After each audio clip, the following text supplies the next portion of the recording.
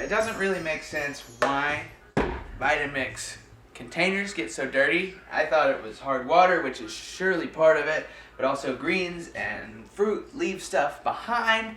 I want to clean it off. The internet says use vinegar.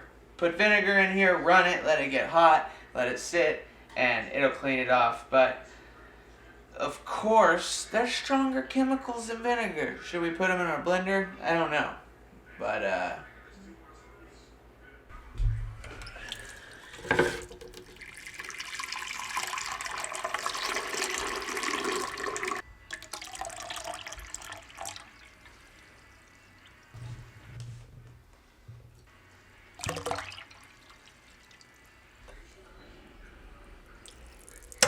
first test is about a cup of muriatic acid, like you would put in your pool to level the pH out. Diluted with water to the top of the canister. We'll let it sit and see what happens.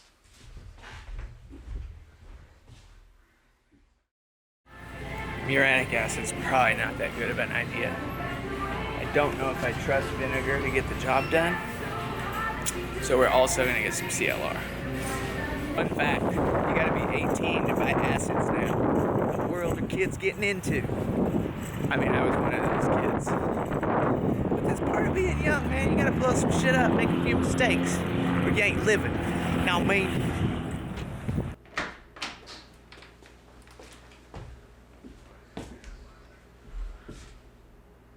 While I was at the store, Santa Claus scrubbed the blender, and it's cloudy inside, which means the muriatic acid is working. I have another one that has an equal or worse buildup inside of it, so we'll try the vinegar in it. And then we actually have a third one we can put CLR in.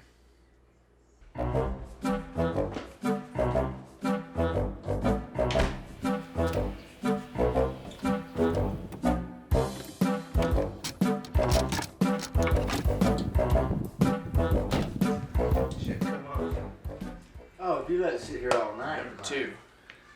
I'm just kind of hurrying it with the brush. Vitamix on their website recommends you put 4 cups of vinegar and the rest warm water. We're just going to do all vinegar, run it for 5 minutes, and let it sit.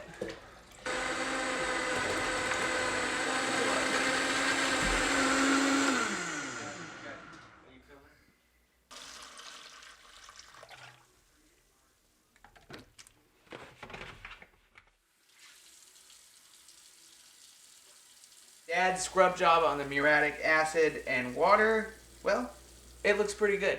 Sat for like 45 minutes and has been scrubbed. I mean, it's acceptable at this point. It doesn't look scary anymore.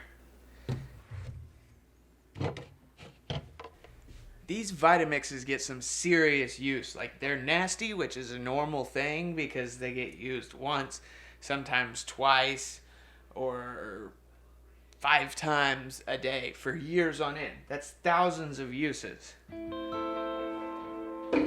And for the last 2 experiments, let's do this quickly. Put 1.5 cups of CLR in the canister, fill with water, let sit for 2 hours. Go back to the vinegar. Don't dump it down the drain. Pour it in the toilet. It helps remove rings, calcium and lime buildup, the same kind of stuff we're trying to get out of the blender. Scrub the vinegar. The gunk wouldn't come off. After the CLR sat for 2 hours, poured it back in the vinegar container, hoping that it would work. Scrubbed with CLR, and although it was looser than with the vinegar, the corners would still not come clean. I'm not impressed with this diluted CLR. The vinegar, I was not impressed with either. And we had some more muriatic acid in the garage. This stuff's cheap, but it's very, very dangerous. I don't recommend using it unless you're very comfortable with, high-powered chemicals. For one, let me apologize for cutting my head off in all these shots. I didn't have a screen, and I was filming by myself. So, let's finish this job. I've ended up soaking the last 3 blenders in muriatic acid. It took about 45 minutes. Do not put your hands in the acid water dilute. Use a brush with a handle, and as you can see, it works very, very well. That stuff is just strong and dissolves, all the gunk. It still requires scrubbing afterwards, but instead of having to take a fingernail and actually break it off, it's more like, washing mud out of it, smoothie out of it, whatever you're making.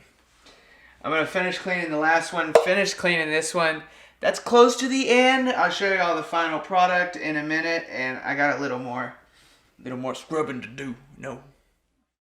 Be careful if you're using acid, and if you really want to get all the nooks and crannies and crevices and pour spout clean, you could take like a 5-gallon bucket, put your acid and water in there, weight the canister down, and sink it to the bottom, and that would allow everything to get soaked. Take a big brush, knock it off, and voila. I don't know how you would polish them. Maybe somebody else will make a video on how to polish a Vitamix canister. I see y'all later. I love you guys. I hope you have a great day, and thanks for watching. Peace.